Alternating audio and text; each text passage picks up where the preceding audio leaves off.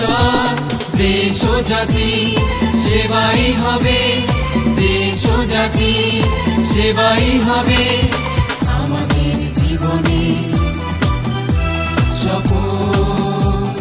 শিক্ষা, নৈতিকতা, মানবতা, দেশপ্রেম আমাদের চলার নীতি, আমাদের চলার নীতি। এটাই মজিদ জরিনা ফাউন্ডেশন স্কুল কলেজে মূলনীতি। Hello, my dear students. How are you? I hope you are well. You are well by the grace of Almighty Allah. I am also well by His grace. Here today, I am Muhammad Aminul Islam, Department of English, Mojizurna Foundation School and College. Today, I am here again to take your online class on simple complex compound. It is part 2.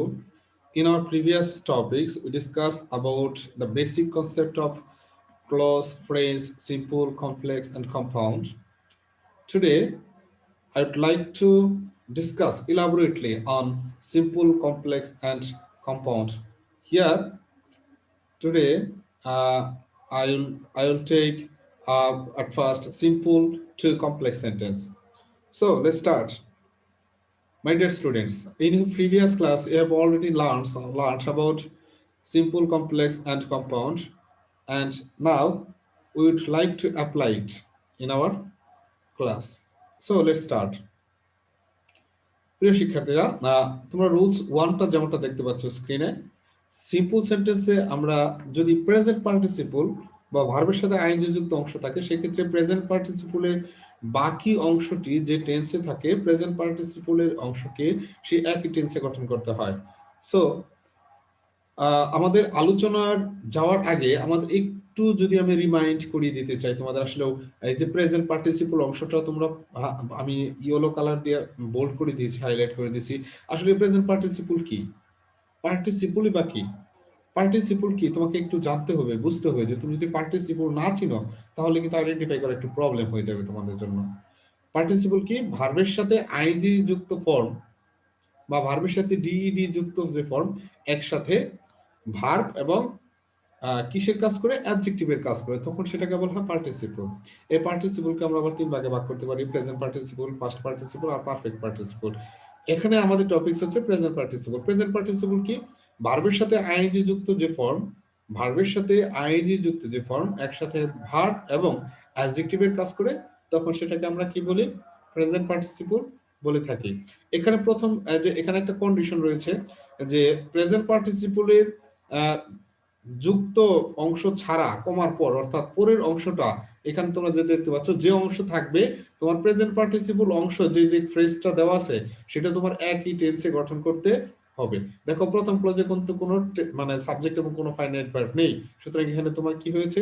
Phrase হয়ে গেছে। আর এখানে কি রয়েছে? Subject আছে এবং verb আছে, সুতরাং এটা কি? একটা ক্লজ রয়েছে। এখন আমাদের কথা হলো যে এই যে প্রেজেন্ট পার্টিসিপল যে অংশটা রয়েছে, এটা কোন টেন্সে গঠন করবা? যে কমার পরের অংশ যে যে মানে যে টেন্সটা রয়েছে এই অংশে, সেই টেন্স অনুযায়ী। আমাদের কন্ডিশন কি? প্রেজেন্ট পার্টিসিপল অংশ যদি থাকে, আরেকটা জিনিস খেয়াল করো যে উভয় ক্লোজে, প্রথম ক্লোজে দেখো কোনো সাবজেক্ট নেই, দ্বিতীয় ক্লোজে একটা সাবজেক্ট রয়েছে, তার মানে কি উভয় ক্লোজে একই ধরনের সাবজেক্ট রয়েছে। এরকম প্রেজেন্ট পার্টিসিপল অংশে যদি কার্যের পারস্পরিকতা বোঝায়, তখন এই সেন্টেন্সের শুরুতে হোয়েন, সিন্স, এস এগুলো বসাইতে হবে। হোয়েন, সিন্স, এস এগুলো বসিয়ে সেন্টেন্সটা শুরু করতে হবে। এখন দেখো বলছে reaching home I found my mother ill, বাড়িতে পৌঁছে আমি আমার মাকে অসুস্থ করলাম। এখন তার মানে প্রথমে বাড়িতে পৌঁছেছে, তারপরে তার মাকে অসুস্থ পেয়েছে, এরকম হবে। এখন সেন্টেন্সের শুরুতে কি রয়েছে? ব্যবহার করেছি হোয়েন, এবং তারপর দেখো সাবজেক্ট রয়েছে উভয়। আমি আগেই বলেছি যে উভয় পাশে সাবজেক্ট এক রয়েছে বিদায়ী আমরা এখানে সাবজেক্ট বসবো। আর এখানে দেখো কোন টেন্স রয়েছে? পাস্ট ইনডিফিনিট ফ্রেজ রয়েছে। তাই এখানে যে ভার্বটা, আমাদের বেসিক যে ভার্ব ছিল রিচ, এটা হচ্ছে তোমার ভার্বটা ছিল, সেই ভার্বের সাথে কি যুক্ত করেছে? ইডিডি যুক্ত করেছে, অর্থাৎ পাস্ট টেন্স করেছে। এখানেও পাস্ট টেন্স রয়েছে, এখানেও পাস্ট টেন্স করা হয়েছে। হোয়েন আই রিচড হোম, যখন আমি বাড়ি পৌঁছলাম, দ্বিতীয় ক্লজটা দেখো যা আছে তাই হবে। যদি সেন্টেন্সটা এরকম যদি আবার থাকে, ক্লোজিং দ্য ডোর আই, দুঃখিত, আই ওয়েন্ট আউট। দেখো এখানে দেখো কি ব্যবহার করেছি আমরা, closing the door I went out. এখন এই ক্ষেত্রে খেয়াল করো, প্রথম ক্লোজে সাবজেক্ট নেই, দ্বিতীয় ক্লোজে সাবজেক্ট রয়েছে আই। সুতরাং আমাদের কি করতে হবে, প্রথম ক্লোজেও সেই সাবজেক্টে বসাইতে হবে। আর এখানে দেখো কোন টেন্স রয়েছে, পাস্ট ইনডিফিনিট রয়েছে। সুতরাং আমারও যে এখানে যে ভার্ব ক্লোজ রয়েছে সেটাও কি করতে হবে, পাস্ট টেন্স করতে হবে। তাহলে এটা কি হবে, when I closed the door, comma I went I went out। আমি কি করলাম, যখনই আমি দরজা বন্ধ করলাম তখনই আমি বাহিরে গেলাম। অর্থাৎ একটা কাজ নির্দিষ্ট সময় রয়েছে আগে এবং পরে, এরকম অর্থে হয় ব্যবহারটা করি। আর সিনসেস আমরা কখন ব্যবহার করি, যদি কোনো কাজ কারণ বোঝায় তখন আমরা সিনসেস ব্যবহারটা করে থাকবো। আশা করি বুঝতে পেরেছ। আরো বিস্তারিত যখন আমরা ক্লাস শুরু হবে আরো ডিটেলস আমরা আলোচনা করার সুযোগ পাবো। তো আমরা দ্বিতীয় অংশে যাই। রুলস 2 তে কি রয়েছে আমরা যদি দেখি, রুলস 2 তে রয়েছে কি, in spite of despite. In spite of অথবা ডেসপাইট শব্দের অর্থ কি, সত্ত্বেও, মানে এত পরিশ্রম সত্ত্বেও, এত এরকম আমরা অনেক ব্যবহার করি। ইন স্পাইট অফ, ডেসপাইট শব্দের অর্থ কি, সত্ত্বেও। এর পরিবর্তে আমরা কি ব্যবহার করব কমপ্লেক্সে, দো অথবা অলদো ব্যবহার করতে হবে। দো অলদো মানে কি, যদিও। অর্থগুলো তোমাকে জানতে হবে, বুঝতে হবে, অর্থ কি বলতেছে সেটা তোমার খেয়াল রাখতে হবে। ইন স্পাইট অফ ডেসপাইট শব্দের অর্থ হচ্ছে সত্ত্বেও, এবং দো অলদো শব্দের অর্থ কি, যদিও। অর্থাৎ এগুলো কি করতে হবে, বিপরীতমুখী হয়ে যায় সাধারণত। ইনস্পাইট এবং ডেসপাইট যে সেন্টেন্স গুলোতে থাকে সাধারণত বিপরীত বোধক সেন্টেন্স গুলো হয়ে থাকে। একটু খেয়াল করে দেখবা, আশা করি বুঝতে পারবে। সেন্টেন্সটা একটু উদাহরণ খেয়াল করি। In spite of his poverty, in spite of his poverty, তার দারিদ্রতা থাকা সত্ত্বেও হি ইজ অনেস্ট, সে সৎ। দেখো এখানে পভার্টি, দেখো খেয়াল করো, আর এখানে রয়েছে অনেস্ট। আমরা সাধারণত যখন আমরা জানি যে আসলে দরিদ্রতা যখন আসে তখন মানুষ ডিসঅনেস্ট হয়ে যায়, কিন্তু এই ক্ষেত্রে কিন্তু মানে সেটা স্বাভাবিক প্রক্রিয়া। আর এখানে বলছি বিপরীত, আমি বলছিলাম একটু বিপরীত ঘটক হবে, যে তার দরিদ্রতা রয়েছে কিন্তু সে সৎ। এরকম বিপরীতমুখী থাকলে আমরা এ দো অলদো, ইনস্পাইট অফ ডেসপাইট, এগুলো আমরা বসিয়ে থাকি। দেখো এখানে কি হচ্ছে, আমরা জানি ইন স্পাইট অফ, এই সেন্টেন্স এগুলো কি হয়ে যাবে, উঠে যাবে। ইন স্পাইট অফ ডেসপাইটটা কি হয়ে যায়, উঠে যায়। আরেকটা জিনিস খেয়াল করো, কোন টেন্সেস রয়েছে, ইজ আছে, সুতরাং এটা কি আছে, প্রেজেন্ট টেন্স রয়েছে। দেখো উভয় ক্লোজে সাবজেক্ট এক হবে। দেখো প্রথম ক্লোজে সাবজেক্ট নেই কিন্তু সাবজেক্টের পজিটিভ ফর্ম দেওয়া রয়েছে, আর দ্বিতীয় ক্লোজে সাবজেক্ট হিসেবে নমিনেটিভ কেস হিসেবে রয়েছে হি, আর এখানে হচ্ছে কি পজিটিভ কেস হিসেবে রয়েছে। দেখো ইন স্পাইট অফ ডেসপাইট উঠে যায়, এই সেই জায়গায় কি বসবে, দো অথবা অলদো। দ্বিতীয় ক্লজের যে সাবজেক্ট রয়েছে প্রথম ক্লজের যে সাবজেক্ট একই, সুতরাং এই ক্ষেত্রে সাবজেক্টটা বসাতে হবে, এবং যে টেন্স রয়েছে সেই টেন্স অনুযায়ী অক্সিলারি ভার্ব বসাতে হবে। দেখো এখানে রয়েছে ইজ, আমরা এখানে ইজ বসিয়েছি, যদি ওয়াজ থাকতো ওয়াজ বসাতাম। এখন এইখানে দেখো পুবার্টি যে আসছে রয়েছে, এটা কোন ফর্মে রয়েছে, পুবার্টি, টি ওয়াই যুক্ত করে সাধারণত কি নাউন থাকে। আর আমরা আরেকটা বিষয় থাকে, হিজ একটা পজিটিভ কেস, পজিটিভ কেসের পরে সাধারণত নাউন বা প্রোনাউন থাকে। এক্ষেত্রে নাউন রয়েছে, এই নাউনটা অ্যাডজেক্টিভ হয়ে গেছে। দেখো পুবার্টি থেকে আসছে কি, পোর, অ্যাডজেক্টিভ হয়ে রয়েছে। দো হি ইজ পোর, যদিও সে গরিব, দ্বিতীয় ক্লজ একদম টোটাল হুবু, মানে যা আছে তাই থাকে, আর পরিবর্তন হয় না। প্রথম ক্লজটাই গুরুত্বপূর্ণ এখানে রয়েছে। তোমরা আবারও খেয়াল করতেছি, এখানে খেয়াল করতে বলছি, দেখো এখানে নাউনের জায়গায় অ্যাডজেক্টিভ হয়ে যায়, এখানে অ্যাড ভার্ব অনেক সময় যুক্ত থাকতে পারে, সেগুলো কি হয়ে যাবে, দেখো এখানে দেখছে সাবজেক্ট কি হবে, subject verb, subject verb, adjective plus কমা এক্সটেনশন, এই সিস্টেমে তোমার চলতে থাকবে। তোমরা রুলস 3 তে যাই। রুলস 3 তে কি রয়েছে আমরা একটু খেয়াল করি।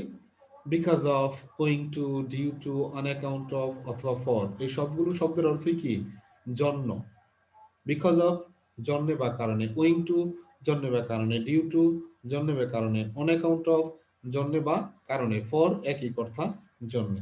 যুক্ত সিম্পল সেন্টেন্সকে কমপ্লেক্স করার নিয়ম।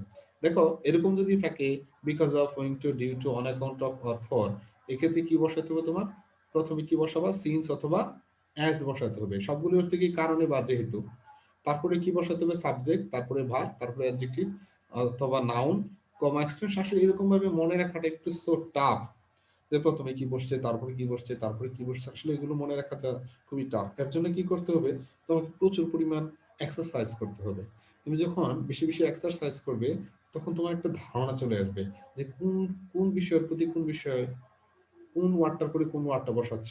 আসলে practice makes a man perfect একটা কথা রয়েছে। তোমাকে ওইরকম প্র্যাকটিসটাই বেশি করতে হবে, এরকম আসলে মনে রাখা কোনোভাবেই সম্ভব না। তারপর একটু চেষ্টা করি আমরা। কি বলছে দেখো, বিকজ অফ হিজ অনেস্টি, তার সততার জন্য হি ওয়াজ রিওয়ার্ডেড, তাকে পুরস্কৃত করা হয়ে রয়েছে। এখন এখানে বিকজ অফ শব্দের অর্থ কি, জন্যে বা কারণে। তার কিসের কারণে তাকে পুরস্কৃত করা হয়েছে, তুমি প্রশ্ন করতে পারো কিসের জন্য তাকে পুরস্কৃত করা হয়েছে, মানে পুরস্কৃত করা হয়েছে, তাকে করা হয়েছে সততার জন্য। জন্যে মানে কারণে কি, ফর আমরা জানি, আর এরকম যুক্ত হলে কারণ ইংলিশ কি আমরা জানি, সিন্স অথবা অ্যাজ।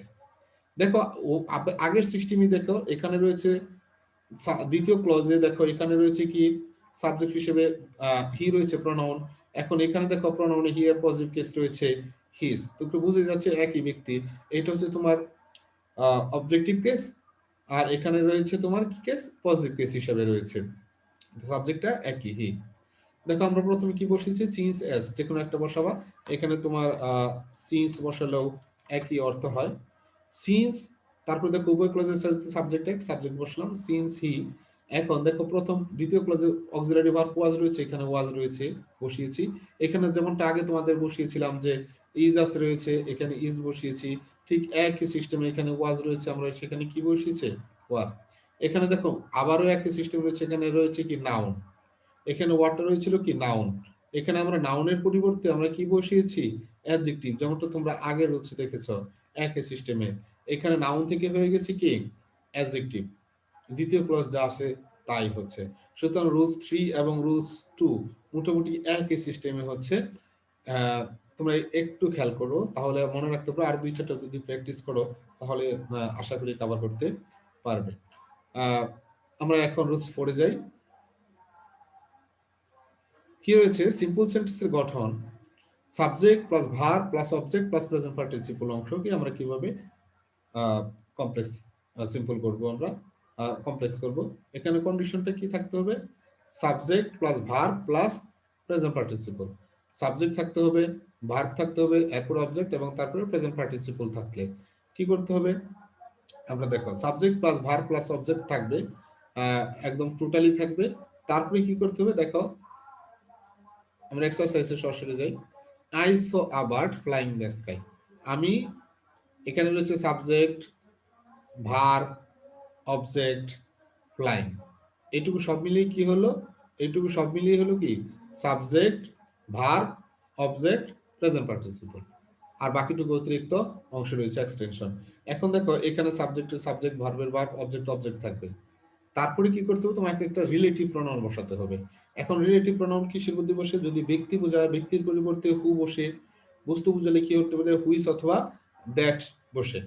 এখন এখানে যেহেতু আহ, একটি পাখির কথা বলা রয়েছে, সুতরাং একটা বস্তু, সুতরাং এর জন্য আমরা রিলেটিভ প্রোনাউন কি বসিয়েছি, ওয়াস, হুইস বসিয়েছি, দুঃখিত, রিলেটিভ প্রোনাউন কি বসিয়েছি, হুইস।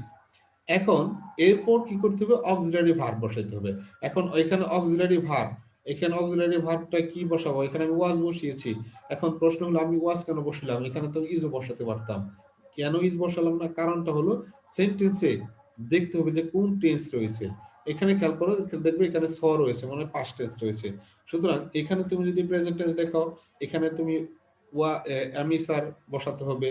আর এখানে যদি পাস্ট টেন্স দেখো তাহলে এখানে তোমার ওয়াজ ওয়ার বসাইতে হবে। যেহেতু এটা পাস্ট টেন্স রয়েছে তাই আমি এখানে কি বসিয়েছি, ওয়াজ বসিয়েছি।